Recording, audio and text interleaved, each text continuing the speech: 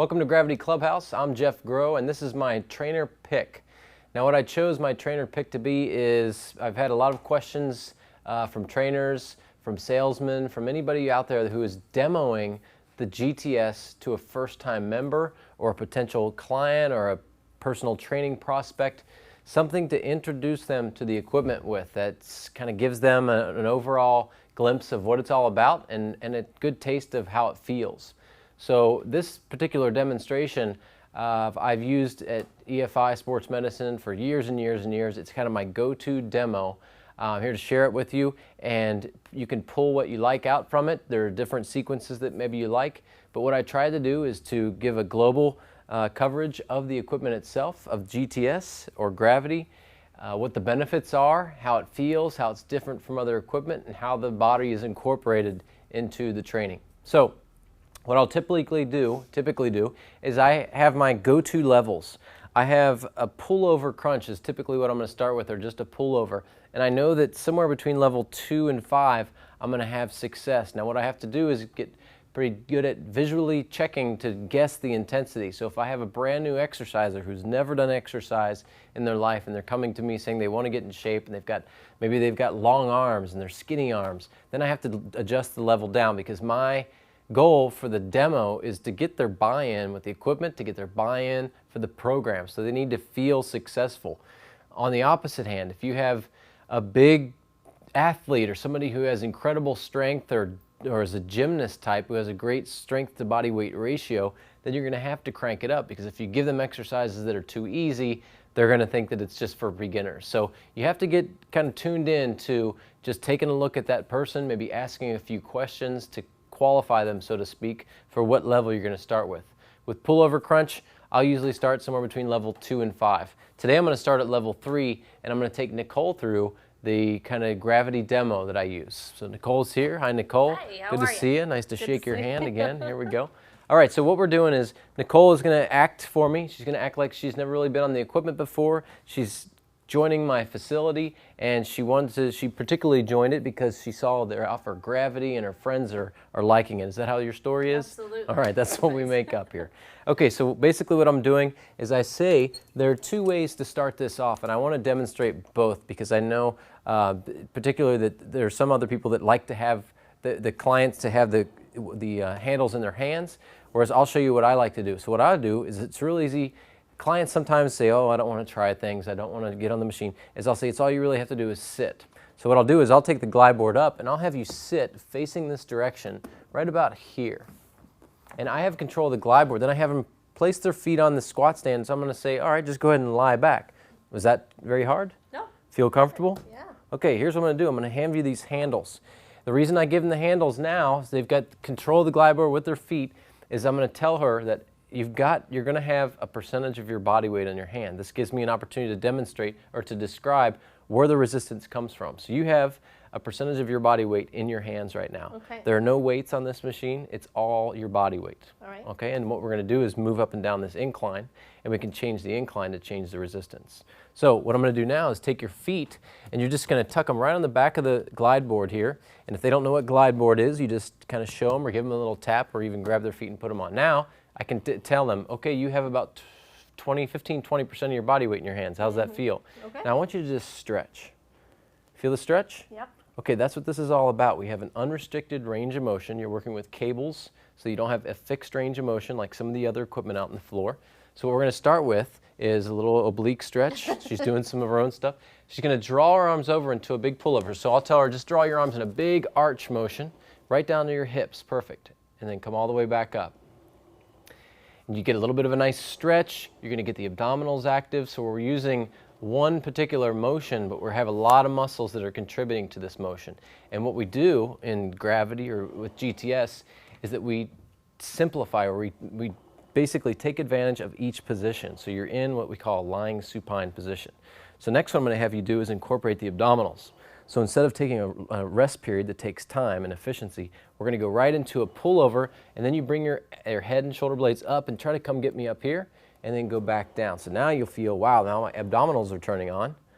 Yep. Very good. So you feel that? Yep.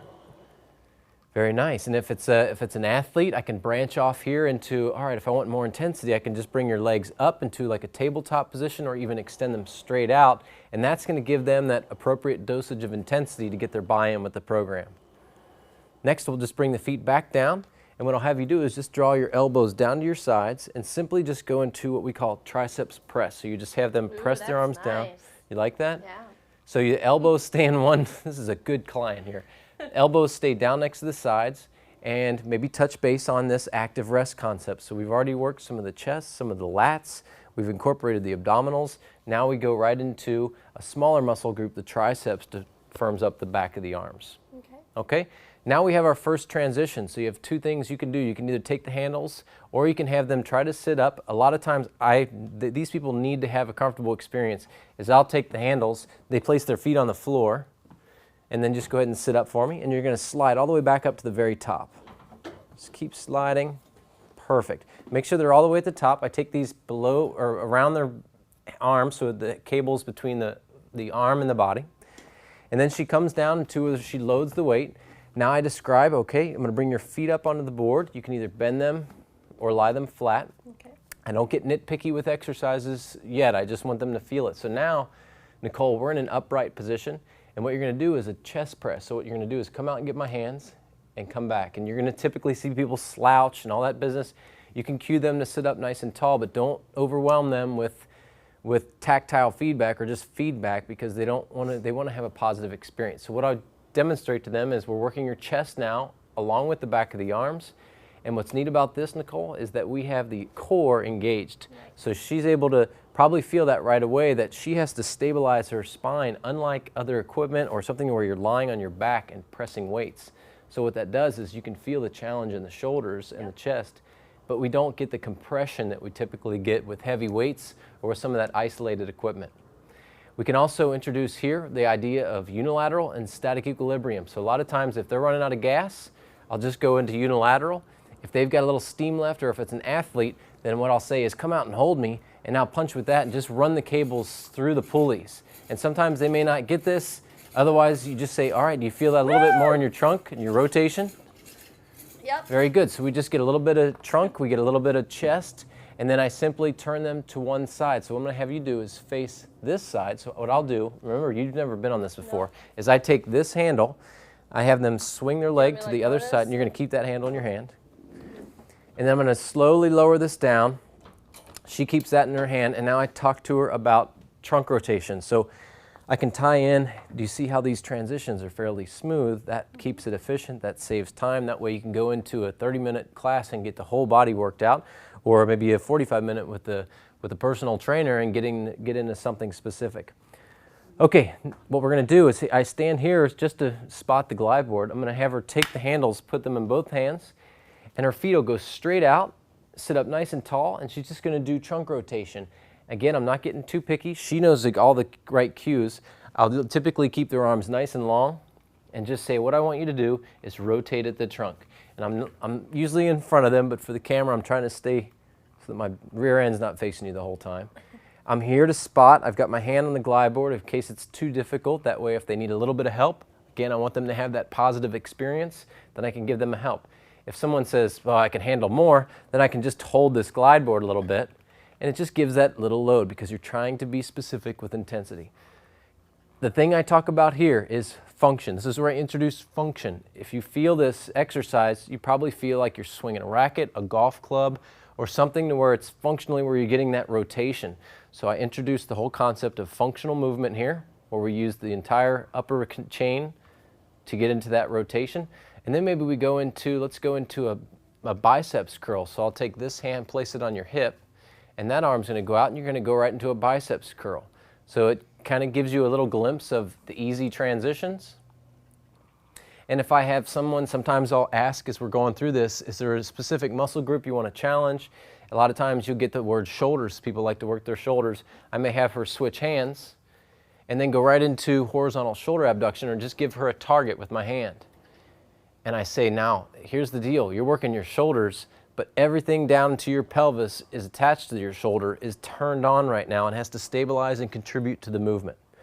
So real easy transition next is I'm going to have her just flip her legs, facing the tower. I bring that second handle to her. Okay. Ask her again, how did you like the transition? Wasn't too bad, right? We've already gone through probably about 12 exercises, and it's only been a few minutes. That's the whole concept with gravity. Now, you sit up nice and tall, and what we go is we've kind of went off to the front, we've up to the sides, the back. Now we're going to go over the back and the biceps. So we're going to get the back of the body conditioned and the front of the arms conditioned. Okay. So you sit up nice and tall. If I had someone advanced, I might put them into kneeling position. So go ahead and bring your feet up to me, just so they're kind of hovering. And what you're going to do, you're going to like this one. Just draw the elbows back. Very nice. Good. So she's keeping a good tall posture. If your client, well, typically you're going to be slumped, just kind of tell them like, oh, you might want to just sit up nice and tall there. Good job. Nice encouragement. And you keep the arms real flat and just talk about, all right, now we've done some pushing, we've done some twisting, now we're doing some pulling. So we're working on your upper back. Selling points are posture, are, flat back dresses in the summer, whichever you want to talk about. These types of things are going to be selling points or attractor wells for them.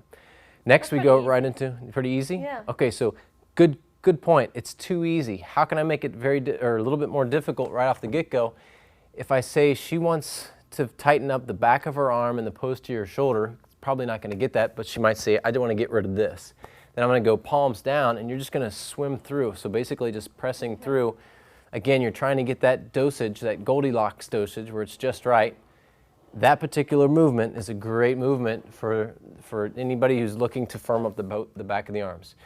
Again, we'll go back into biceps curls now, and you're going to go bilateral biceps curl, and I'll just cue them to keep their elbows high and just go right into a biceps curl and let them know that they're doing a biceps curl, but now we've got the back turned on. So the back, the cables want to pull you forward. The back helps to stabilize that movement. So biceps curl, how about this? How about taking one arm up?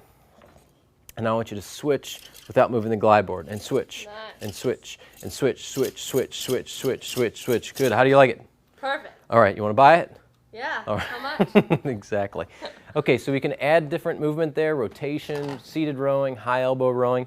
But next I have them stand up, because about this time they're going to be wondering, what do I do with my legs? How can I do my legs? You've got a couple options. A lot of people will take you right into a hamstring curl at this point. I'm not going to demonstrate that to save time, but you can put them inverted, talk about the leg curl or hamstring curl, however you want to describe it, and talk about the decompression. So now you have, your joints are getting what's called traction. So maybe if they have back pain, you put them in this position, that might be it. As soon as you take people out of pain, they're going to be your best friend. So you take them out of the leg pull or hamstring curl, crank them up, talk about the legs a little bit, maybe 6, 7, or 8 for the squats, and we put you right into this position. So have a seat towards the bottom. Your feet are going to go up onto that big black stand down there. There you go. And then just go ahead and lie back. How's that feel? Good. So in everyday life, we're at about 100% weight bearing when we're standing. Right now, you're just over half your body weight. So that we can get creative with these movements, you can do jumping. We're going to do a series of exercises. So first, your feet are in a good position just to do squats. Okay. So this reduced compression, if someone has knee pain or hip pain or any type of surgeries in the past, typically they're going to have that alleviated. So you get to go through the motion without the pain. Should I look up? Should I? I would just say relax their head, have a good time. So the other thing you can do is start to tweak foot positions. So typically what I'll do is go from a squat to warm them up, because they're going to think that's fairly easy. And then if I got somebody who wants more load, then I guess where I'm at. I'm right back here, giving a little bit of eccentric load, a little bit of press, and say for example, she's way stronger than I am, especially her legs, I'll just get biomechanical advantage. It's real easy. Take one leg up, straight up in the air, and now I can press a little bit harder and I can double the load on that leg. So I just get biomechanical advantage. I can talk to them about the weight bar. I can talk to them about how we increase intensity on the fly to keep things efficient. One of the things I like finishing off with, especially if somebody doesn't ever train athletically or jump, or somebody who's obese and they're just like, first of all, they're going to realize, hey, this is half my body weight. This feels pretty good on my joints. So I'll introduce plyometrics.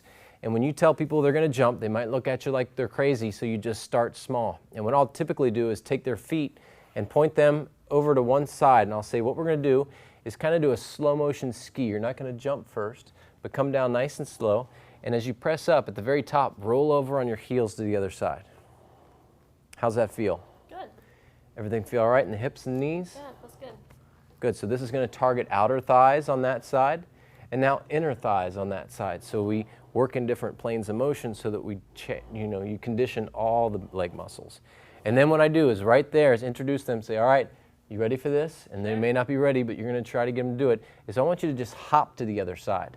So just hop real slow, soft, not a big jump. Once they show proficiency that, hey, they know where they're landing, a lot of times they're going to be peeking up at you. They're going to be looking like, should I look up? Should I look up? And I say, absolutely, look up to get comfortable with the movement. Talk about partial weight bearing plyometrics. If you want to tie in the fact that power is now becoming one of the big components of fitness, even in the elderly, that training for power, but in a safe environment, it's a great thing to do. And then you go on further and further if you want to go single leg plyometrics, if you have somebody who needs more of a challenge, or you say, how was that? Single leg plyo squat.